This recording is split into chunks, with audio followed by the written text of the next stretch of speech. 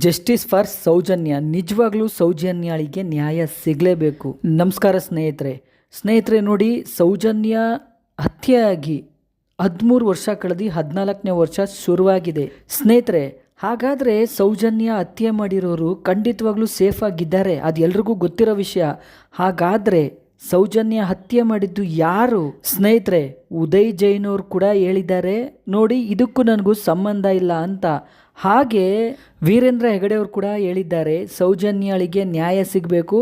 ಆ ಒಂದು ಮಗು ಏನಿದೆ ಸೌಜನ್ಯ, ಅದು ಧರ್ಮಸ್ಥಳ ಗ್ರಾಮದ ಮಗು, ಅವ್ರಿಗೆ ಕೂಡ ನ್ಯಾಯ ಸಿಗಬೇಕು ಅಂತ ವೀರೇಂದ್ರ ಹೆಗಡೆ ಅವರು ಹೇಳಿಕೆ ನೀಡಿದ್ದಾರೆ ಸ್ನೇಹಿತರೆ. ಹಾಗಿದ್ರೆ 13 ವರ್ಷದಿಂದ ಈ ಸೌಜನ್ಯ ಹೋರಾಟಗಾರರು ಹೋರಾಟ ಮಾಡ್ತಾನೆ ಇದ್ದಾರೆ. ಆದರೆ ಇವತ್ತವರೆಗೂ ಯಾಕೆ ಸೌಜನ್ಯನ ಹತ್ಯೆ ಮಾಡಿ, ಅತ್ಯಾಚಾರ ಮಾಡಿ, ಬರ್ಬರವಾಗಿ ಕೊಲೆ ಮಾಡಿ ಆರಾಮಾಗಿ ತಪ್ಪಿಸ್ಕೊಂಡು ಓಡಾಡ್ತಿರೋದು ಯಾರು? ಯಾಕೆ ಇಲ್ಲಿವರೆಗೂ ಹಿಡಿಯೋಕ್ಕಾಗಿಲ್ಲ? ಖಂಡಿತ ಸೌಜನ್ಯಾಳಿಗೆ ನ್ಯಾಯನೇ ಸಿಗಲ್ವಾ ಸ್ನೇಹಿತರೆ? ಧರ್ಮಸ್ಥಳ ಎಂಬ ಪುಟ್ಟ ಗ್ರಾಮ, ನಿಜವಾಗ್ಲೂ ಅದು 13 ವರ್ಷದಿಂದ ಪುಟ್ಟ ಗ್ರಾಮ, ಈಗ ಒಂದು ಸ್ವಲ್ಪ ಬೆಳೆದಿದೆ. ಆದರೆ ಇವತ್ತಿಗೆ ಕೂಡ ಸೌಜನ್ಯಾಳಿಗೆ ನ್ಯಾಯ ಕೊಡ್ಸೋಕ್ಕೆ ಯಾರ ಕೈಲೂ ಸಾಧ್ಯನೇ ಇಲ್ವಾ? ಹಾಗಾದರೆ ಸೌಜನ್ಯಾಳಿಗೆ ನ್ಯಾಯ ಸಿಗಲ್ವಾ ಸ್ನೇಹಿತರೆ? CBI ತನಿಖೆ ನಡೆದರೂ ಕೂಡ ಸೌಜನ್ಯಾಳಿಗೆ ನ್ಯಾಯ ಸಿಗಲಿಲ್ಲ. ಯಾಕೆ ಸಿಗ್ತಾ ಇಲ್ಲ? ಇದ್ರ ಹಿಂದೆ ಇರೋದು ಯಾರು?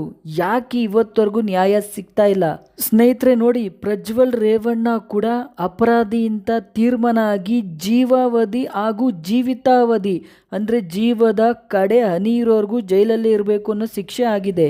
ಸೌಜನ್ಯ ಪ್ರಕರಣದಲ್ಲಿ ಏನಾಗ್ತಾ ಇದೆ? ಹಾಗಾದರೆ ಸೌಜನ್ಯ ಪ್ರಕರಣದಲ್ಲಿ ಅತಿ ದೊಡ್ಡ ಶಕ್ತಿ ಯಾವುದಾದ್ರೂ ಇದೆಯಾ ಸ್ನೇಹಿತರೆ? ಉದಯ್ ಜೈನ್ ಹೇಳೋ ಪ್ರಕಾರ ನೋಡಿ, ಅವ್ರು 3 ಜನ ಏನಿದ್ದಾರೆ ಅವರೇ ಹೋಗಿ ಮುಂಪರು ಪರೀಕ್ಷೆ ಮಾಡಿಸ್ಕೊಂಡಿರೋದು ಸ್ನೇಹಿತರೆ. BJP ಏನೋ ರ್ಯಾಲಿ ಹೋಯ್ತು, ಅಲ್ಲಿ ಏನು ನ್ಯಾಯ ಕೊಡ್ಸಿದ್ರು ನಮಗೆ ಗೊತ್ತಿಲ್ಲ.